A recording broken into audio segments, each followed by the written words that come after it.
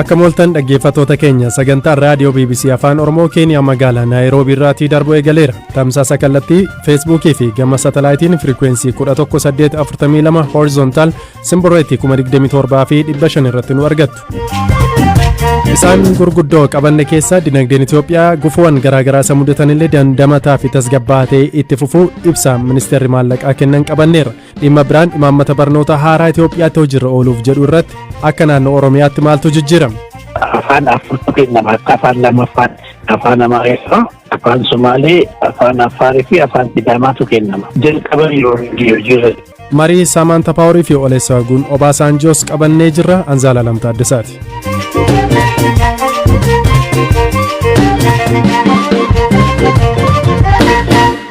Ka jalqabaan dinagdeen Itoophiyaa gufuuwwan garaagaraa isa mudatanillee dandamataa fi tasgabbaa'atee itti fufuu ministeerri maallaqaa hime. Ibsa har'a waajjira ministeera muummeetti kenname irratti deetan ministeera dinagdee Itoophiyaa Dr. Iyyoob Takkaaleny dhibee Covid weerara awwaannisaa fi rakkoo kaaba biyyattiitti mudatan rakkoowwan dinagdee biyyattii mudatan ta'anis dinagdeen biyyattii akka waliigalaatti daandii gaarii irra tureera jedhan. Waayila Koobtaamuu Xibabuutu Finfinneerraa ibsicha hordofe. Galatoomii Zalaalam guyyaa irraa kana haala waliigalaa dinagdeen biyyattii irra jiruu fi raaga gara fuulduraa irratti deetaan ministeera maallaqaa Dr. Iyyoob Takkaaleny miidiyaaleedhaaf ibsa laatanii jiru waajjira ministeera muummeetti jechuudha. Akka waliigalaatti haalli dinagdee biyyattii dandamataa fi tasgabbaa akkasumas immoo abdii qabeessa jechuudhaan kan isaan ibsanii. Keessattuu dhibeen Covid-19 rakkoon dinagdee akkuma addunyaatti mudatee jiru akkasumas immoo weerarri awwaannisaa fi rakkoon kaaba biyyattiitti mudate gufuuwwan isaan gurguddoo dinagdee Itoophiyaa mudatan ta'anillee dinagdeen biyyattii garuu akka waliigalaatti haala gaariirra yookaan daandii gaariirra tureera jechuudhaan kan isaan dubbatanii. Kunis immoo keessattuu bu'aawwan riifoormii biyyattiin waggoota 2 fi walakkaatti as hojiirra oolchite akka ta'edha kan isaan dubbatanii. Riifoormiin kun keessattuu gama sochiilee dinagdee jajjabeessuutiin gama misooma damee dhuunfaa fi carraa hojii uumuutiin gumacha gaarii taasisuu isaaniitti kan isaan dubbatanii. Akka waliigalaatti Itoophiyaan bara 2012 keessa jechuudhaan dinagdee biyyattii dhibbeentaa 6.1 akka guddateedha kan isaan dubbatanii. Kan bara 2013 ragaansaa ammatti xumuramee ifoomsamuu baatus kan bara darbeerraa caaluu akka danda'u kan isaan dubbatanii. Haa ta'u malee raagni IMF yookaan immoo fandii maallaqa addunyaa jechuudha dinagdeen biyyattii bara 2021 keessa dhibbeentaa 2 qofaan akka guddatu raagunsaa ni yaadatama. Haa ta'u malee akka Dr.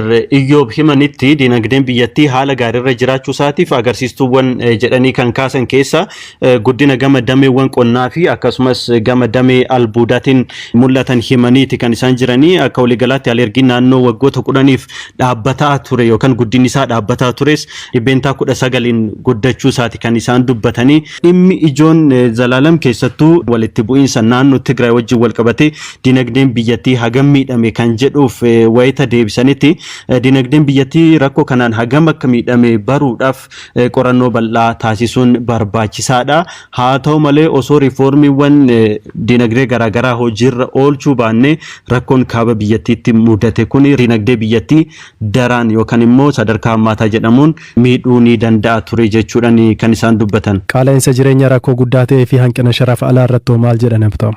Iyyan Zalaalam dhimma kanas deetaan ministeera maallaqaa Dr. Iyyoob Takkaaleny qaala'insi gatii qormaatawwan ijoo dinagdee biyyattii mudatan keessa isa tokko ta'uu isaati kan isaan dubbatanii. Kana furuudhaaf mootummaan tarkaanfiiwwan garaagaraa fudhachaa akka jirudha kan isaan himanii. Akka fakkeenyattis tarkaanfii baankiin biyyaalessaa biyyattii tibbana fudhate kaasaniiti kan jiranii. Murteen baankiin biyyaalessaa Itoophiyaa tibba kana murteesse baankonni hanga maallaqaa of eeggannoo baankii biyyaalessaatti ol kaawwatan dhibbeentaa 5 gara 10tti akka ol guddatu taasisuun isaanii yaadatama. Gama biraatiin immoo rakkoo gama dhiyeessii oomishaaleetiin jiru furuudhaan qaala'insa gatii tasgabbeessuudhaafis hojjetamaa akka jirudha kan isaan dubbatanii. Keessattuu oomishaaleen soorataa gosa 10 yookaan 11 ta'anidha kallattiidhaan kan qaala'insa gatii wajjin hidhata qaban jechuudhaan kan isaan kaasanii. Sharafa alaa wajjin wal qabates rakkoon kun rakkoo ijoo dinagdee biyyattii ta'uu isaati kan isaan kaasanii. Haa ta'u malee rakkoo kana furmaata yeroo gabaabaa kennuudhaan osoo hin taane bu'uurarraa furuun barbaachisaa akka ta'e dubbachuudhaan mootummaan rakkoo sharafa alaa bu'uurarraa furuudhaaf hojjechaa akka jirus kaasaniiru. Galatoome abtaam. Atillee galatoome. Kanaan walqabatee Itoophiyaa keessatti qaala'insa jireenyaa haalaan dabalaa jiru yoo ta'u baatii adoolessaa parsantaa 26.4 akka ture Reuters gabaaseera. Qaala'insa garmalee dabalaa dhufe kana to'achuufis baankonni hanga maallaqaa of eeggannoof baankii biyyaalessaatti ol kaa'uu qaban akka dabalan Itoophiyaan murteessiteetti. Firaafolee Dhugaasaa gabaasa qabdi. Itoophiyaan qaala'insa jireenyaa garmalee dabalaa dhufe to'achuuf baankonni hanga maallaqa of eeggannoof baankii biyyaalessaatti ol kaa'uu qaban gara parsantaa 10tti akka ol guddisaniif murteessite. Baankiin biyyaalessaa Itoophiyaa akka beeksisetti maallaqni of eeggannoof kana dura parsantaa 5 ture akka dachaan guddatuuf kan murteesse hanga maallaqaa gabaa keessa socho'aa jiru hir'isuuf yaaduuni. Kana malees dhala liqaa waggaa baankonni baankii biyyaalessaa irraa fudhatanii kan duraan parsantaa 13 ture amma parsantaa 16tti akka ol guddatu murtaa'uun ibsameera. Jijjiiramni of eeggannoo baankotaa fi hanga dhala liqaa baankii biyyaalessaa kunis fulbaana 1 bara 2021 irraa eegalee hojiirra akka oolu himameera.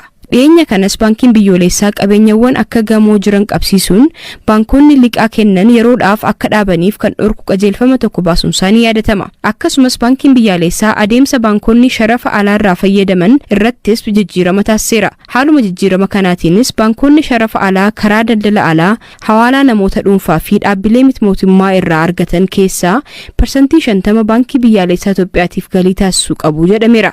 Kanaan dura garuu baankonni kun galii argatan keessaa parsantaa 30 qofaa baankii biyyaalessaatiif galii akka taasisan gaafatamu ture. Baankotaan alattis maamiltoonni baankota kanaaf sharafa alaa argamsiisan herregni sharafaa alaa isaanii daangaa malee hangi qabaachuu danda'u akkasuma parsantaa 31.5 irraa gara parsantaa 40tti ol guddateera. Dhaabbileen maallaqaa fi maamiltoonni isaanii walitti dhufeenyi qabaachuu qaban ilaalchisuunis biyyattiin waraqaa wal fakkaataa biyyaalessaa hojjetaa jirtu hanga kennamuttis dhaabbileen maallaqaa maamiltoota isaaniif lakkoobsa maamilaa adda ta'e kennuu qabu jedhameera. Kanaan walqabatee maamiltoonni ragaa sirrii hin taane yookaan shakkisiisaa ta'e yoo kennan yookaan qajeelfama kan hin kabajne yoo ta'e dhaabbileen maallaqaa tajaajila dhowwachuu ni danda'u. Baankiin biyyaalessaa Itoophiyaa kanaan alattis baankii misoomaa Itoophiyaa baankota inshuraansiiwwanii fi dhaabbilee wabii sooromaatiif boondii gurguruu akka danda'uuf murtee dabarseera.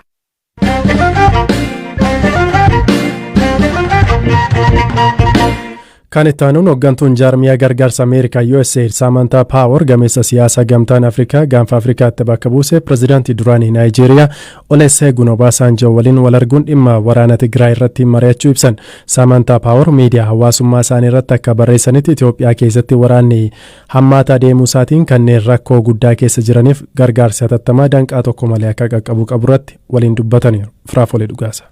Hooggantuun jaarmayaa gargaarsa Ameerikaa USAID Samantha Power barreeffama isaanii keessatti pirezidaantii duraanii Naayijeeriyaa Olusegun Obasanjo waliin wal arguun waan gaarii fi murteessaa akka ta'e himani. Bakka bu'aa gaanfa Afrikaa kan ta'an Olusegun Obasanjo naannawaa kana keessatti qaamolee dhimmi ilaallatu hunda waliin dubbachuun nageenya waaraa fiduuf akka hojjetaniif hojiin kun gamtaa Afrikaanitti kenname. Pirezidaantiin duraanii Naayijeeriyaa kun muuxannoo siyaasaa yeroo dheeraa kan qabanii fi tokkummaa Afrikaaf tumsuun beekamu. Olusegun Obasanjo guyyoota muraasa keessatti gara naannawaa gaanfa Afrikaatti imaluun hojii isaanii eegalu. Waraanni Tigraay fi mootummaa federaalaa gidduutti eegale ji'a 10 lakkoofsisee gara naannolee Amaaraa fi Affaaritti babal'achuun lammiilee miliyoona walakkaa ta'an qe'eerraa buqqaaseera. Naannoo Affaaritti sababa waraana kanaan namoonni 100,000 fi 12,000 caalan buqqa'uu dhaabbata nyaata addunyaa himeera. Waraanni kun naannoo Tigraayitti ammoo namoota 900,000 beelaaf saaxileera. Namoonni miliyoona 5 ta'an ammoo rakkatanii harka namaa eeggatu jedha USAID.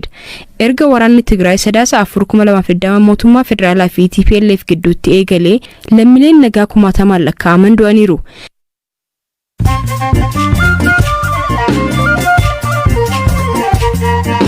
Gidduun oduu gaggabaabseen isinitti hima. Itoophiyaan imbaasii ishee Aljeeriyaa jiru cufuuf murteessuu ishee imbaasichi beeksiseera. Imbaasichi gama fuula miidiyaa hawaasummaa isaan akka beeksisetti imbaasicha cufuuf sababni dhiibbaa weerarri kooroonaa vaayirasii dinagdee Itoophiyaa irratti uume ta'uu ibse. UN deeggarsi nyaataa naannoo Tigraayitti imalaa jiru karaatti danqamuun namootni miiliyoonaan fiixee beelaaf saaxilamaa jiru jedhe. Qondaalli olaanaan UN deeggarsi nyaataa erga dhume torban 2 ta'eera. Konkolaattotni 170 ta'an deeggarsa fe'anii Tigraay deemaa turan karaatti danqamuun guyyoota 12 darbaniif tokkoyyuu akka hin galle himus mootummaan Itoophiyaa gochaa kan akka raawwanne himeera. Gaanfa Afrikaatti ergamaa addaa Ameerikaa kan ta'an Jeffrey Feltman fi barreessaa olaanaan dhaabbata mootummoota gamtoomanii Antonio Guterres dhimma waraana Tigraay irratti wal arganii mari'ataniiru. Gaggeessitootni lameen haala nageenya Itoophiyaa hammaachaa jiruu fi barbaachisummaa ariitiin waliigaltee dhukaasa dhaabuu irra ga'uu irratti mari'achuu ministeera haajaa alaa Ameerikaatti waajjira dhimma Afrikaa beeksiseera. Kooriyaan kaabaa talaallii kooroonaa vaayirasii miliyoona 3 kennameef ture hin barbaadu kaanitti dabarsuu dandeessu jechuun dhaabbanni biyyoota gamtoomanii hime. Dubbii himaan dhaabbatichaa akka himanitti hanqinni talaallii amma waan jiruuf talaallicha biyyoota weerarichaan miidhamaniif akka kennamu biyyatti gaafachuu isheeti kan himan.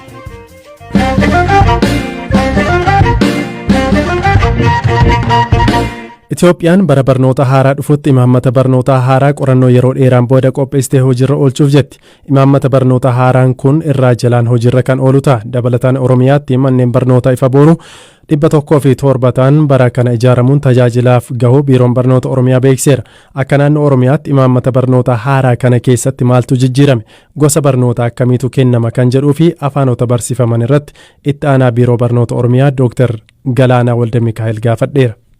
Faca'eessa manneen barumsaa jijjiiruudhaaf mana barumsaa kana keessatti 107 ijaarree bara 2014 hojii keessa gala. Haaraa mana barumsa ifa boruu jennu jechuudha. Bara kana qofa ijaaramee hojii keessa kan gale kan istaandaardii addunyaatiin ijaarame jechuudha.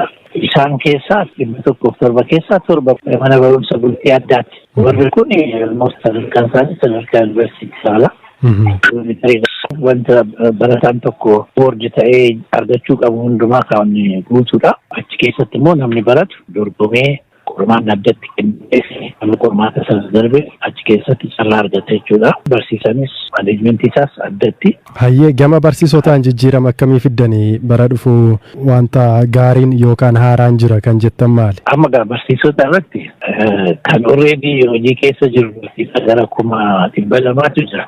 Oromiyaa keessa qofa jechuudha. Halkan tokkoon wanti jijjiirtu hin jiru. Hojii irratti leenjii adda addaa kennitee fi sirna barnootaa amma haaraa qophaa'e kanaafis madaqiinsa kennitee fi achirratti dammaqinaan akka hirmaatan gochuu hin dandeessa. Booda garuu barsiisonni leenjii galan sirna barnootaa haaraa qophaa'e kana wajjiniin paaralal kan ta'e mooduuliinis sirna barnootaa isaanis qophaa'ee irratti leenji'u. Isa qofa otoo hin taane saabjekti ispeesifikiidhaan fakkeenyaaf namni tokko herreegaa yoo nan barsiisa jedhee herreega irratti dorgomu ta'e qabxiin herreegaa isaa minimum requirementiidha jechuudha. Isa irratti hundaa'ee akkasitti dorgomanii seenu jechuudha. Kana ta'anii waggaa 3 leenjiirra hin turu. Kutaa 12 irraa kan fudhanne barsiisonni jalqabaa marsaan jalqabaa bara kana eebbifaman. Amma eebbifamuu isaanii qofa otoo hin taane immoo qormaanni kennamas ga'umsa ogummaa laalchisee jechuudha. Eebbifamaan sartifikeetii qabataniif qofa kana booda hojiitti hin naqu. Tole gama biraan barumsi kutaa tokkoo qabee kennamu saabjektiin jijjiirameeru jira sirna barnoota haaraa amma hojiirra ooluuf jedhu keessatti. Barumsi gadaa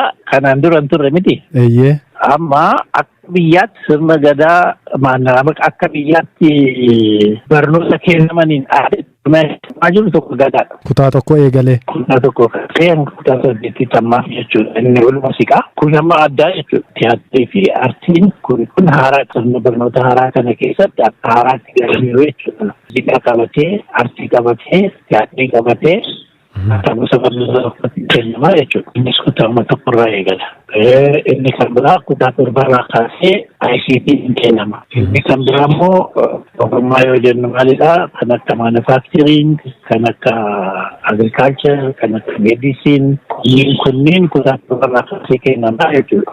Gama afaaniitiinoo afaan dhalootaatiin kutaa tokko jalqabama kana dura. Kanaan dura afaan Amaariffaas akka kutaa tokko eegalu Oromiyaatti kan jedhu odeeffamaa ture. Waan akkasii ooni jira? Jijjiirama hin jiru Oromiyaa keessatti. Afaan 4 kennama akka afaan lamaffaatti.